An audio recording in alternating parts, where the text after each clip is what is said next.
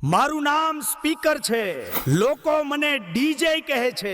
હું અવાજ છું, પણ મારી પોતાની કોઈ અવાજ નથી હોતી. એને મને પકડી લીધો, હું એની જ અવાજ બની જાઉં છું. ભીડ હસે તો હું હસું છું.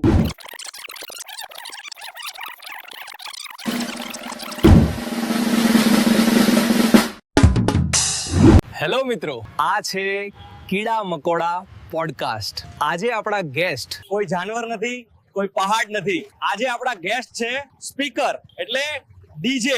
સ્વાગત સારું છે મગન. વેસે સ્વાગત મને તાળીઓથી મળે છે, પણ ફરિયાદ પણ મારા જ નામે આવે છે. ડીજે બનવું માત્ર ગીત વગાડવું નથી. બિલકુલ નહીં. હું જે કઈ વગાડું છું એ મારું હોતું નથી. જેના હાથમાં રિમોટ, મારો અવાજ એનો. આજે કોઈ નાચે તો ક્રેડિટ ડીજે ને. આજે કોઈ પરેશાન થાય તો ગાળો પણ ડીજે. તો તારો ગુનો શું છે? મારો ગુનો બસ એટલો છે કે હું ઊંચો છું. લોકો કહે છે આવાજ ઓછો કર, પછી એ જ લોકો કહે છે ડીજે થોડું ઊંચું વગાડ. લોકો કહે છે મતલબ જોઈએ મજા પણ પૂરી અને શાંતિ પણ પૂરી. ભાઈ, આ બે વસ્તુ એક સાથે નથી ચાલતી.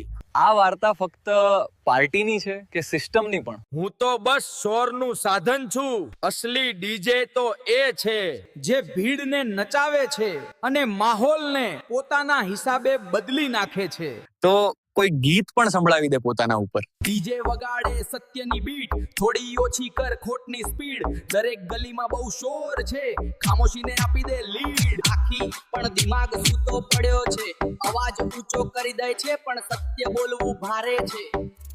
વાહ, પોતાના પર જ ડિસ્ટ્રેક્ટ કાઢી નાખ્યો છે. હા ભાઈ, ક્યારેક સ્પીકરને પણ પોતાની અવાજ સાંભળવી પડે છે.